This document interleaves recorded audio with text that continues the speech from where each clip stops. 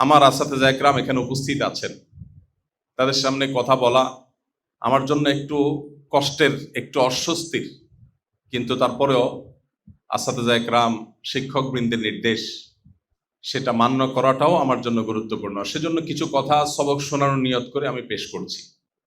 আমাদের হাজী সাহেব যে তেলাওয়াতগুলো করেছেন এর মধ্যে কোরআনে কারিমের একটা গুরুত্বপূর্ণ সূরা সূরাতুল ফজরের কয়েকটি আয়াত তিনি তেলাওয়াত করেছেন।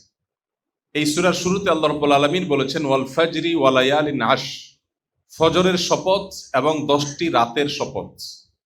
আল্লাহ সুবহানাহু ওয়া তাআলা কোরআনে কারিমে গুরুত্বপূর্ণ কিছু বলতে গেলে আল্লাহর বিশেষ মাহাত্ম্যপূর্ণ বিভিন্ন সৃষ্টির নামে, কখনো আল্লাহ তাআলা নিজের জাতে পাকের নামে শপথ করেন। আল্লাহ ছাড়া যদিও আমাদের জন্য, বান্দাদের জন্য গায়রুল্লাহর নামে, আল্লাহ ছাড়া অন্য কোনো কিছুর নামে শপথ করা জায়েজ নাই। নবী করিম সাল্লাল্লাহু আলাইহি ওয়াসাল্লাম বলেছেন মান আরাদা আন ইয়াহলিফা ফালইয়াহলিফ বিল্লাহি আও লিয়াসমুত, কেউ শপথ করলে, কসম করলে আল্লাহর নামে করবে, আর না হলে চুপ থাকবে। আল্লাহ ছাড়া কারোর নামে শপথ করা জায়েজ নাই। কিন্তু আল্লাহ রাব্বুল আলামিনের শান এটা, শুধু তার জন্য এটা স্পেশাল যে তিনি তার বিশেষ বিশেষ সৃষ্টির নামে শপথ করেন গুরুত্বপূর্ণ কথা বলবার জন্য। আমরা শপথ করি সাধারণত সেই সব বিষয়ে যে বিষয়গুলো মানুষের কাছে কিছুটা বিশ্বাসযোগ্য হওয়াটা সন্দেহপূর্ণ হতে পারে, মানুষ বিশ্বাস করতে পারে নাও পারে, তখন সেটার বিশ্বাসযোগ্যতা সৃষ্টি করবার জন্য আমরা শপথ করি। আল্লাহ রাব্বুল আলামিনের কথা তো সন্দেহের ঊর্ধ্বে, তাহলে আল্লাহ কেন আবার শপথ করেন? তো এর অন্যতম কারণ হিসাবে মুফাসসিরিন ইকরাম যে সমস্ত কারণ উল্লেখ করেছেন তার মধ্যে শীর্ষে একটি কারণ হলো এটি যে আল্লাহ রাব্বুল আলামিন যে গুরুত্বপূর্ণ কথা বলার আগে শপথ করেন, এই কথা এত গুরুত্বপূর্ণ যে এটি মানুষ যদি বলতো তাহলে শপথ করে বলতে হতো, শুধু মানুষকে বোঝাবার জন্য আল্লাহ তাআলা শপথ করেন। তো এখানে আল্লাহ তাআলা 10টি রাতের শপথ করেছেন।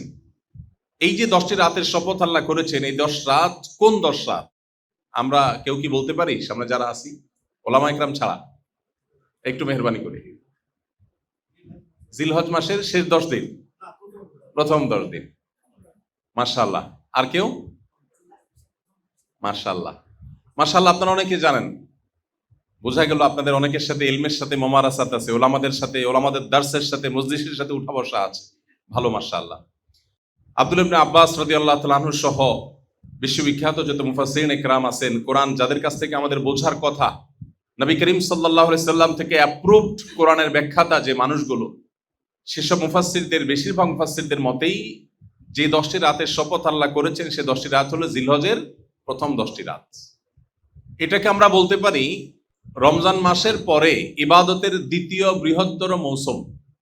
ইবাদতের সবচেয়ে বড় সিজন হলো রমজান মাস, রমজানের পরে দ্বিতীয় সবচেয়ে বড় সিজন হলো জিলহজের প্রথম 10টা দিন।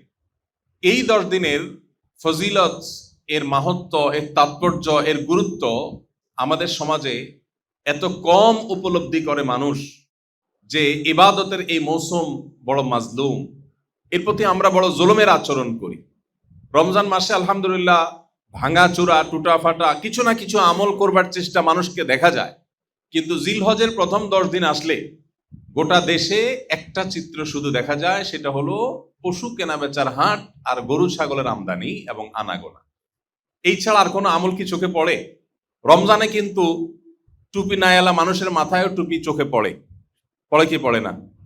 অনেক কিছুতে রমজান মাস যে ইবাদতের মাস চলছে তাকাইলে চোখে পড়ে, কিন্তু জিলহজের প্রথম দশকে গরু ছাগল ছাড়া মানুষের কোনো আমল আর চোখে পড়ে না।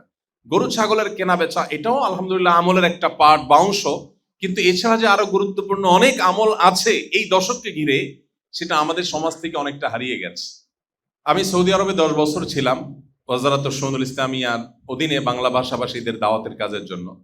তো সেখানে একটা কালচার আমার খুব মনে ধরেছে, অত্যন্ত পছন্দ হয়েছে, আপনাদের সাথে একটু শেয়ার করি। সেটা হলো, আমি লক্ষ্য করেছি বিভিন্ন বাসা বাড়ির অলিতে গলিতে, বাসা বাড়ির সামনে, গ্যারেজে, গেটের ওখানে ছোট্ট ছোট্ট ডিভাইস রাখা, অনেক জায়গায়, সব বাসায় না, অনেক বাসায়, কোনো কোনো শপিং মলে, সুপার শপে, কোনো কোনো দোকানে ছোট্ট ছোট ডিভাইস রাখা। এই ডিভাইসগুলোতে তাকবীর, তাহলিল, তাহমিদ, এই দশকে যেটা বেশি বেশি উচ্চারিত হওয়ার কথা, সেগুলোর অডিও মৃদু ভলিউমে, হালকা ভলিউমে চালু করে রাখা আছে। উদ্দেশ্য, পথচারী বা আশপাশ দিয়ে যারা যাবে তারা যেন এই আওয়াজ শুনে তাদেরও স্মরণ হয়, তারাও যেন তাকবীর ধ্বনি মুখে উচ্চারণ করে আল্লাহু আকবার, আল্লাহু আকবার, লা ইলাহা ইল্লাল্লাহু, আল্লাহু আকবার, আল্লাহু আকবার ওয়ালিল্লাহিল হামদ।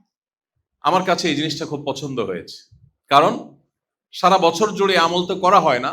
এই দশকে নবী আলাইহিস সালাতু ওয়াস সালামের নির্দেশনা আছে এই দিনগুলোতে, জিলহজ মাসে, ফাকতিরু ফিহিন্না মিনাত তাকবীরি ওয়াত তাহলিলি ওয়াত তাহমিদ, এই দিনগুলোতে তোমরা বেশি বেশি তাকবীর করো, আল্লাহর বড়ত্ব প্রকাশ করো, আল্লাহর একত্ববাদ প্রকাশ করো, আল্লাহর প্রশংসা জ্ঞাপন করো। এই নির্দেশ নবী আলাইহিস সালাম দিয়েছেন এবং বলে দিয়েছেন ফাকতিরু, বেশি বেশি করে করো। বেশি বেশি তো দূরের কথা, কম কমও আমাদের দ্বারা করা হয়ে ওঠে না। এই দৃশ্যটা দেখার পর আমার মনে হয়েছে যে আমার নিজেরও গাফেল মন, অবচেতন মন এরকম কোন জায়গা দিয়ে যেতে, যখন কানে আসে তাকবীর, সাথে সাথে মুখ দিয়ে উচ্চারিত হয়, দোয়া আসে, লোকটা আমাকে স্মরণ করিয়ে দিয়েছে। আল্লাহ বলেছেন ওয়াযাক্কির ফাইন্না যিকরা তানফাউল মুমিনিন, স্মরণ করায় দাও, ইমানদারদের উপকারে আসে এতে। আমি গত কয়েকদিন আগে আমাদের বাসার নিচে, আমি ঢাকা যেখানে থেকে, আমার বাসার নিচে গেইটে, এবং আমার বাসার ঠিক সামনে একটা মসজিদ আল্লাহ আমাদের করার তৌফিক দিয়েছেন, ওই মসজিদের গেইটে আর বাসার নিচে দুই জায়গায় দুইটা সাউন্ড বক্স, ছোট্ট সাউন্ড বক্স, মৃদু ভলিউমে, যাতে ডিস্টার্ব হয় না কারোর, পথচারীরা গেলে যেন শুনতে পায় কানে কিছু একটা আওয়াজ আসে। বলেছি যে সারাদিন যত মানুষ যাবে তারা যেন একটু করে শুনতে পায়, মৃদু ভলিউমে একটু তাকবীরের আওয়াজটা চালু করে রাখার জন্য। উদ্দেশ্য যে অন্য মানুষ যদি এটা শুনে একটু তাকবীর পড়ে, আল্লাহ যদি আমাকে একটু সওয়াব দান করে। আপনারা এখানে অনেক নেতৃস্থানীয় ব্যক্তিবর্গ আছেন, অনেক গুরুত্বপূর্ণ ব্যক্তিবর্গ আছেন যাদের সমাজে ইনফ্লুয়েন্স করবার সুযোগ রয়েছে। এই ইনফ্লুয়েন্সিয়াল মানুষজন যারা আছে, আপনাদের কাছে আমার একটা আবদার আছে, আমি লোকটা সামলাতে পারছি না। আজকে ঢাকা জুমার পরেও আমি আবদার রেখে আসছি, আপনাদের কাছে আবদারটা করতে চাই, একটা বিশেষ আবদার করব আমি। এই আবদারটা করার উদ্দেশ্য আমল করা। এটা বলার আগে এত কথা বলে নিচ্ছি এই জন্য যে আপনারা এই আবদারটাকে বাস্তবায়নের চেষ্টা করবেন ইনশাআল্লাহ। আবদারটা হলো, আমাদের দেশে কোরবানিকে কেন্দ্র করে যে পশু কেনা বেচার হাট বসে, এই হাটগুলোতে প্রায় সব হাটগুলোতে মাইক লাগানো হয়, কারণ পুরো হাটে অনেক ঘোষণা দিতে হয়, অনেক অ্যানাউন্সমেন্ট করতে হয়, অনেক কথা বলতে হয়, কেউ যেন হাসিলের টাকা ফাঁকি দিয়ে না যায়, ঘোষণা দিতে হয়, নানাবিধ ঘোষণা দেওয়া লাগে, আছে না নাই? আমি খুব সচেতনভাবে লক্ষ্য করেছি, কোনো কোনো জায়গায় আমার কানে এসেছে যে, মানে আমি নিজে কানে শুনেছি যে এই মাইকগুলোতে ঘোষণার ফাঁকে ফাঁকে বিভিন্ন রকমের গান বাজনা বাজানো হয়। আমি জানি না আপনাদের খুলনা এলাকাতে এরকম কোথাও হয় কিনা, বাট আমি ঢাকায় শুনেছি নিজের কানে।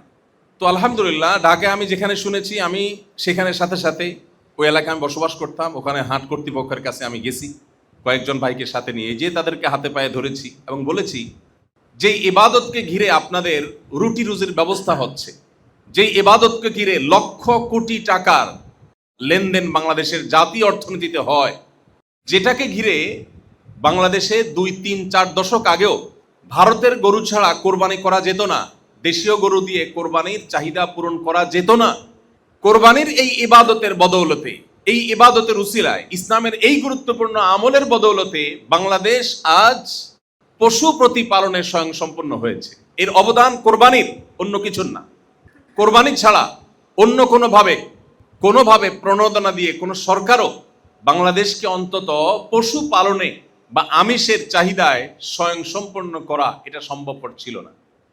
আমরা আমাদের শৈশবে কৈশোরে বাজারে গেলে দেখতাম সাদা সাদা বড় বড় ইন্ডিয়ান গরু ছাড়া বাজার, সয়লাভ, এগুলো ছাড়া বাজার চলে না, কারণ দেশীয় গরু দিয়ে চাহিদা পূরণ করা যেত না।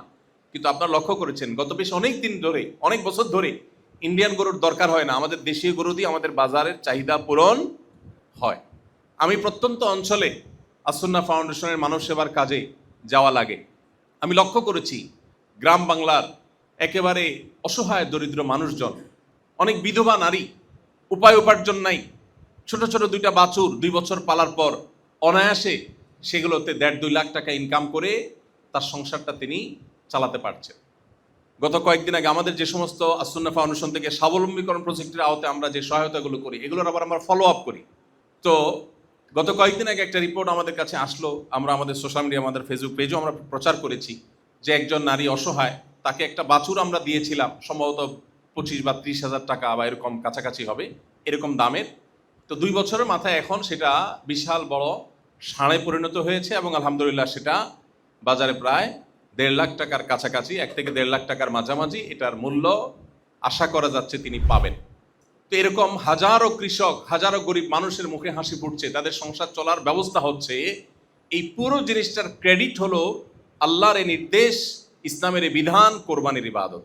এই ইবাদত না থাকলে এটা হতো না। এটা যদি আমরা ধরে রাখতে পারি, তাহলে ভারত যেরকম গোশত রপ্তানি করতে পারতেছে, অস্ট্রেলিয়া করতেছে, ব্রাজিল করছে, নিউজিল্যান্ড করছে, বাংলাদেশও একসময় গোশত রপ্তানি করতে পারবে ইনশাআল্লাহ।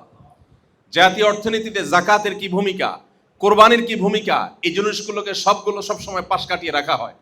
আমাদেরকে শোনানো হয় কোরবানি আসলেই পশু প্রেমের মিথ্যা ওয়াজ, পশুর প্রতি মায়া দেখানো হয়। যারা সারাদিন চিকেন বার্গার বা বিফ বার্গার আর চিকেন নাগেটস ছাড়া যাদের সকাল বিকালের নাস্তা হয় না, তারা কোরবানি আসলে দেখবেন যে এইভাবে পশু হত্যা করা হবে, পশু হতে মায়া দেখায়।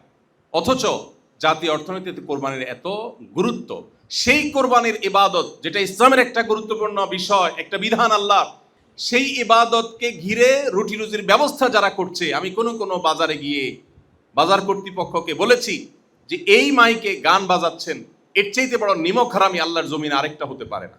যে ইবাদতকে ঘিরে আপনার রুটি রুজির ব্যবস্থা হচ্ছে, সেই ইবাদতকে আপনি কলুষিত করছেন। যারা ইবাদতের উদ্দেশ্যে গরু ছাগল কিনতে আসছে তাদেরকে আপনি গান শোনাচ্ছেন, এর চেয়ে বড় জুলুম আর অবিচার আল্লাহর জমিনে কি হতে পারে?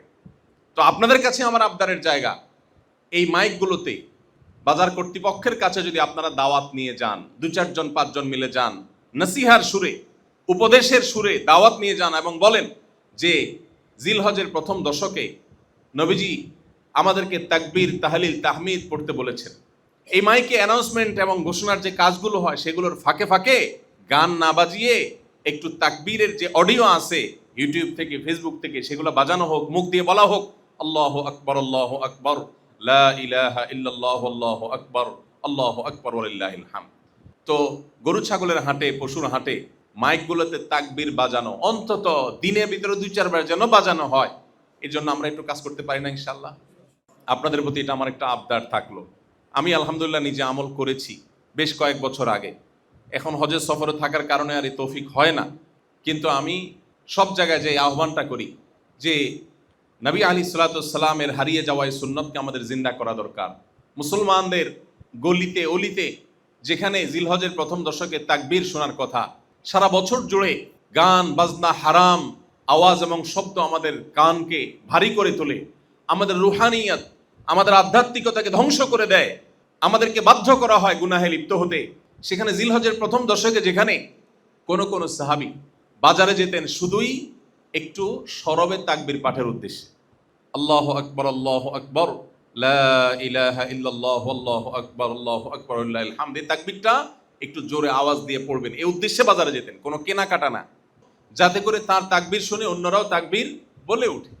এখন আমরা যে সমাজে বসবাস করছি, আমাদের ঈমান এবং আমলের হালত যত ভয়াবহ, এই সমাজে যদি কেউ গিয়ে কোনো চায়ের দোকানে বা কোনো বাজারে গিয়ে যদি এরকম তাকবীর বলে উঠে, মানুষজন কি বলবে বলে? বলবে লোকটার কি মাথায় সমস্যা আছে কিনা, বলা নাই কয় নাই তাকবীর পড়তেছে। অর্থাৎ সবাই যখন অসুস্থ হয় তখন সুস্থ মানুষকে কি মনে হয়? অসুস্থ মনে হয়। যে সমাজের সব মানুষ আমরা, বেশিরভাগ মানুষ আমরা গাফলতিতে, আল্লাহর জিকির যে আল্লাহর বান্দার মধ্যে আছে তাকে আমাদের মনে হয় অস্বাভাবিক। যারা নিজেরা অস্বাভাবিক তাদের কাছে এরকমটাই মনে হয়। মোহতারাম হাজিরিন, এই জন্য জিলহজের এই দশকের আমলগুলোকে আমাদের নতুন করে জিন্দা করার জন্য কাজ করতে হবে, আমাদের চেষ্টা করতে হবে। আল্লাহ আমাদের যে তৌফিক দিয়েছে, আমরা নিজেরা তো আমল করবোই, পাশাপাশি সমাজে এটাকে আমল করাবার জন্য নানাবিধ উদ্যোগ নেব। চেষ্টা করা যাবে তো ইনশাআল্লাহ? আল্লাহ তাআলা আমাদেরকে তৌফিক দান করুন। নবী করিম সাল্লাল্লাহু আলাইহি সাল্লাম বলেছেন, সহিহ বুখারী, মুসলিম সহ বিভিন্ন হাদিসের কিতাবে হাদিসটি বিভিন্ন ভাবে বর্ণিত হয়েছে। তিনি বলেছেন, মা মিন আইয়ামিন আল্লাহ আমালুস সালিহু ফিহিন্না আহাব্বু ইলাল্লাহ মিন হাদিহিল আইয়াম। জিলহজের এই দশকে আল্লাহর ইবাদত করলে, নেকামল করলে আল্লাহ যত খুশি হন, অন্য কোন সময়ে অন্য কোন নেকামলে আল্লাহ এত বেশি খুশি হন না। সাহাবা ইকরাম জিজ্ঞাসা করলেন, ওয়ালাল জিহাদু ফি সাবিলিল্লাহ, অন্য সময় আল্লাহর রাহে জিহাদ, জীবন বাজি রাখবার মতো কাজ, সেটা যদি কেউ করে সেটাও কি আল্লাহর কাছে বেশি প্রিয় না এটার চাইতে? নবীজি বলেছেন, ওয়ালাল জিহাদু ফি সাবিলিল্লাহ, অন্য সময় আল্লাহর রাহে জিহাদ করেও আল্লাহকে এতটা খুশি করা সম্ভব না জিলহজের 10 দিন নেকামল করে আল্লাহকে যতটা খুশি করা সম্ভব। ইল্লা রাজুলুন খারাজা বিমালিহি ওয়া নাফসিহি, কোন ব্যক্তি নিজের মাল, জীবন এগুলো নিয়ে আল্লাহর রাহে বের হলো, জিহাদে বের হলো, এবং এর কোনো কিছুই সে নিয়ে আসতে পারে নাই জীবনও আল্লাহর রাহে কোরবান হয়ে গেছে, সম্পদও খরচ হয়ে গেছে, এর কথা ভিন্ন, তার মর্যাদা সবকিছুর ঊর্ধ্বে। কিন্তু সাধারণ জেহাদে মাশগুল হওয়া মানুষের চাইতেও জিলহজের প্রথম দশকের নেকামল আল্লাহর কাছে বেশি প্রিয়। মোহতারাম হাজিরিন, আমরা কজন মানুষ আছি যে জিলহজের এই দশকের ইবাদত এবং নেকামল অন্য সময়ের চাইতে আমরা বিশেষভাবে যত্ন সহকারে করি? গতানুগতিক দুই একটা কাজ ছাড়া আমরা বেশিরভাগ আমলগুলো করে উঠতে পারি না। তো আমরা এই আমলগুলো করার চেষ্টা করবো তো ইনশাআল্লাহ। আল্লাহ আমাদেরকে তৌফিক দান করুন। হাজী সাহেব মাশাআল্লাহ, আল্লাহ তার মুখ দিয়ে তেলাওয়াত করাইছেন সেই আয়াত, যে আয়াত আজকে আমাদের আলোচ্য বিষয়। তো আমরা যদি এখান থেকে একটু নিয়াত করি, হারিয়ে যাওয়া নবী আলাইহিস সালামের এই গুরুত্বপূর্ণ আমলের নির্দেশনাকে আমাদের জীবনে এখন পরিবারে বাস্তবায়ন করব, আমরা যদি নিয়ত করে ফেলি এবং আমরা যদি শুরু করে দেই, একটা সময় হয়তো জিন্দা হয়ে যাবে, সমাজে ব্যাপকভাবে প্রচলিত হয়ে যাবে।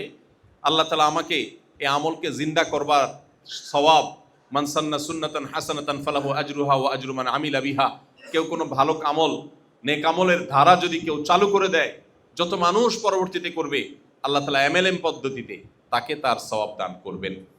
অতএব আমরা এই আমলটা করার জন্য চেষ্টা করতে পারি তো ইনশাআল্লাহ। সচেতনভাবে আপনি যখন বাসায় ঢুকছেন, সালাম দিয়ে প্রবেশ করেছেন, আপনার বাসার লোকজন বিভিন্ন চিন্তায় মগ্ন আছেন, একটু মৃদু কণ্ঠে তাকবীরটা পড়লেন, উদ্দেশ্য তাদের যেন স্মরণ হয়। তার আগে একটু আলোচনা করলেন বাসাগুলোতে এখন দিনী আলোচনার হালাকা, তালিম এগুলো উঠে গেছে, বরকত চলে গেছে। বেশিরভাগ প্যারেন্টস এবং অভিভাবক দিন তার সাথে কবরও নিয়ে যাচ্ছেন, সন্তানদের মধ্যে রেখে যেতে পারছেন না। হাজী সাহেবের কাছ থেকে আমি প্রায় শুনি ওনার আব্বার কথা, জনাব আকিজউদ্দিন সাহেব, আল্লাহ তাআলা তার প্রতি রহম করুন। উনি ওনার ছেলেদের নামাজের জন্য নাকি ভোরে মার দিতেন, ফজরের জন্য। উনি বলেন যে একদিক থেকে ধরে মায়ের শুরু করতেন, মানে ডাকা শুরু করতেন, না উঠলে পিঠা শুরু করে দিতেন। এক মজলিসে ওনার সব ভাইরা ছিল, তো ওখানে আমার সামনে উনি জিজ্ঞাসা করতেছে এক বাইরে, তুই কতদিন অজু ছাড়া নামাজ পড়ছিস বাবার মায়ের ভয়ে? মায়ের খেয়ে দৌড় দিয়ে নামাজ দাঁড়াইছে অজু ছাড়া। এখন ওনাদের সব ভাইগুলো পাঁচ ওয়াক্ত নামাজি এবং বেশিরভাগ ভাইগুলো মাশাআল্লাহ দিনকে মহব্বত করার চেষ্টা করে, ওলামাদের মহব্বতের চেষ্টা করে। আমার অবাক লাগে, ভালো মন্দ মিলায় মানুষ, ওনাদের সব কিছু তো আমি জানি না, কিন্তু ভালোটা আমার চোখে পড়তেছে যে বাপ সন্তানদের মধ্যে দিন রেখে যেতে পেরেছেন, এই জায়গায় উনি সফল। অন্য জায়গায় ওনার ব্যর্থতা থাকতে পারে, এই জায়গা তিনি সফল যে তার দিন তার সন্তানদের মধ্যে রেখে যেতে পারছে। কিন্তু আমরা আজকাল বেশিরভাগ মানুষ আমাদের সন্তানদের মধ্যে দিন রেখে যেতে পারছি না। এমন ফিতনা আমাদেরকে ছেয়ে ফেলেছে, ওয়াল্লাহিল আযীম, শত সহস্র অভিভাবকদের কান্না অনবরত আমার কানে আসতে থাকে। অফিসে সিরিয়াল থাকে মানুষের, দেশ বিদেশ থেকে মানুষ আসে, হাহাকার থাকে। দিনের যে চেতনা অন্তরে ধারণ করছি, সন্তানরা সেটা ধারণ করছে না। ভয় হয় আমার দিন আমার সাথে কবরে দাফন হয়ে যাবে, আমার ফ্যামিলিতে পরবর্তীতে দিনকে ধারণ করবার মতো মানুষ হয়তো থাকবে না। মোহতারাম হাজিরিন, এই করুণ পরিণতিতে এমনি এমনি হয়নি। এক তো বৈশ্বিক নানাবিধ ফিতনার যে ভয়াবহ চ্যালেঞ্জ, আমাদের তরুণ প্রজন্ম, আমাদের টিনেজার, আমাদের শিশু কিশোরদেরকে টার্গেট করে করে তাদের মধ্যকার রুহানিয়তকে ধ্বংস করে তাদেরকে বেঈমান এবং বদ্দীন করবার জন্য হাজারটা আয়োজন আছে। শিক্ষার নামে, সংস্কৃতির নামে, আধুনিকতার নামে, সভ্যতার নামে, কালচারের নামে, নানা নামে আমাদের সন্তানদেরকে ধ্বংস করা হচ্ছে। অ্যাজ এ প্যারেন্ট, অভিভাবক হিসেবে আমরা তাদেরকে বাঁচাবার জন্য সত্যি বলতে আমি তেমন কোনো উদ্যোগ দেখি না, আমার চোখে পড়ে না। আমরা সবাই চাই আমাদের সন্তান থাকুক দুধে ভাতে, এই চাওয়া দোষের না ভাই। বরং নবী করিম সাল্লাল্লাহু আলাইহি সাল্লামই বলেছেন, তোমার সন্তানকে রিক্ত হস্ত রেখে যাওয়ার চাইতে তাদের জন্য কিছু রেখে যাও। ঠিক আছে, সন্তানকে দুধে ভাতে যেন থাকে সে ব্যবস্থা নেন। ভাইরা আমার, এর চাইতে বড় গুরুত্বপূর্ণ বিষয় হলো আমার সন্তান যেন থাকে ঈমান আমলে। দুধ ভাতের যদি অভাব হয়ও জীবন পার হয়ে যাবে, ঈমান আমলের যদি অভাব তার মধ্যে হয় ধ্বংস অনিবার্য। মোহতারাম হাজিরিন, জিলহজের প্রথম দশক উপলক্ষে আসেন পরিবারের ছোট ছোট মজলিস করি, একসাথে খাওয়াই তো উঠে গেছে। আলহামদুলিল্লাহ, আমি সংগ্রাম চালাই আমার পরিবারে, সংগ্রাম, যুদ্ধ করার চেষ্টা করি বাচ্চাগুলো যাতে সঠিক পথে থাকে। এরপরে তো হেদায়েতের মালিক আল্লাহ তাআলা। আম্বিয়া আলাইহিস সালামের অনেকের পরিবার হেদায়েতের পথে আসেনি, পরিবারের কোনো কোনো সদস্য আসেনি। আল্লাহ তাআলা হেদায়েত সম্পূর্ণ তার হাতে রেখেছেন, কিন্তু চেষ্টা তো আমরা করব। আমি দিনের একটা সময়, বছরের বেশিরভাগ সময় জুড়ে বাচ্চাদের সাথে খেলাধুলা করি। উদ্দেশ্য, ও খেলতে গিয়ে যেন আরেকটা খারাপ বাচ্চার পালায় না পড়ে, ওর খেলার সাথে আমি হয়ে যাই। 1 ঘন্টা বা কায়দা, 1.5 ঘন্টা বা কায়দা তাদের সাথে ব্যাডমিন্টন খেলি এবং নিয়ম করে প্রতিদিন একটা বেলা অন্তত এক প্লেটে পরিবারের সব সদস্যগুলোকে একসাথে নিয়ে বসে খাই। উদ্দেশ্য, যে অন্তত কিছুটা সময় যেন কাছাকাছি থাকে। এখন তো বাপ এক সময় ঢুকছে, ছেলে আরেক সময় ঢুকছে, মা এক সময় ঢুকছে, মেয়ে আরেক সময় ঢুকছে, কারোর কলেজ, কারোর ভার্সিটি, কারোর স্কুল, কারোর সাথে কারোর দেখা নাই, একজনের প্লেট আলাদা, পানি খাওয়ার গ্লাস আলাদা, এক একজন এক এক টাইমে খাচ্ছে, কোনো বন্ডিং নেই। পশ্চিমারা ধ্বংস হয়ে গেছে পরিবার এবং দাম্পত্য সুখের ক্ষেত্রে, শেষ হয়ে গেছে। দুর্ভাগ্য আমাদের, আমরা ঠিক সেই জায়গাটা চলে যাচ্ছি, ঠিক সেদিকে আগাচ্ছি। এই দেশ এই জায়গায় ছিল না।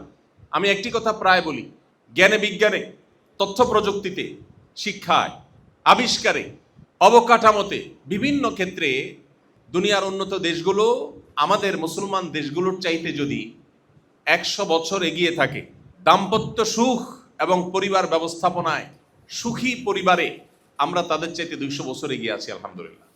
এই জিনিসটা তাদের মধ্য থেকে হারিয়ে গেছে। আপনারা দেশ বিদেশ যারা ঘুরেন তারা আমার চাইতে ভালো জানেন, বাবা মার সাথে সন্তানের কোনো বোঝাপড়া নাই। চট্টগ্রামের একটা বিশ্ববিদ্যালয়ের এক প্রোগ্রামে গিয়েছিলাম, তো ভাইস চ্যান্সেলর সাহেব খেতে খেতে আমাকে বললেন, ভাই আমি ইংল্যান্ডে পড়াশোনার জন্য যখন ছিলাম একটা ঘটনা আমার এখনো মন থেকে দূর হচ্ছে না। বললাম কি ঘটনা? বললেন যে ঘটনা হলো, এক বাবা আমাকে বললেন যে জানো আজকে আমি অনেক হ্যাপি, অনেক খুশি আমি। তো বললেন তোমার খুশির কারণ কি, কেন তুমি হ্যাপি? তো বললেন যে হ্যাপি হওয়ার কারণ হলো আমার ছেলে, কয়েকটা ছেলে মেয়ে আমার আছে, এর মধ্যে একটা ছেলে এই প্রথম তার বিয়েতে আমাকে দাওয়াত দিয়েছে। শুনতে হাস্যকর মনে হলেও এটা কতটা বেদনার অধ্যায়। আমরা যদিও ধ্বংসের দিকে যাচ্ছি, এরপরও এখনো পর্যন্ত আমরা ওদের চাইতে যে কত ভালো আছি, কতটা আল্লাহ আমাদেরকে ভালো রেখেছেন, এটা সে সমস্ত দেশগুলোর যে ক্রাইসিস আছে সেগুলোকে যারা জানেন তারা কম্পেয়ার করতে সহজ হবে।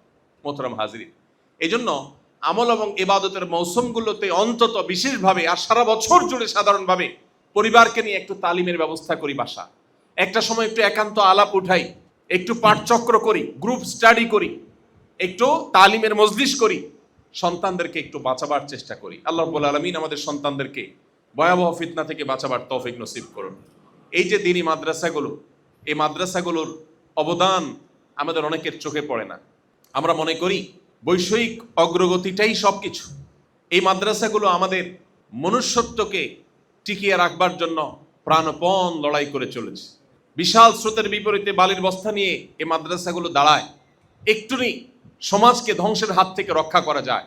যেটুকুন বিলম্ব হয়েছে আমাদের ধ্বংস, সেটুকুন এর পুরো অবদান, পুরো ক্রেডিট হলো এদেশে ওলামায়ে কেরামের এই সমস্ত দ্বীনি প্রতিষ্ঠানগুলো। আল্লাহ আমাদেরকে বোঝার তৌফিক নসিব করেন।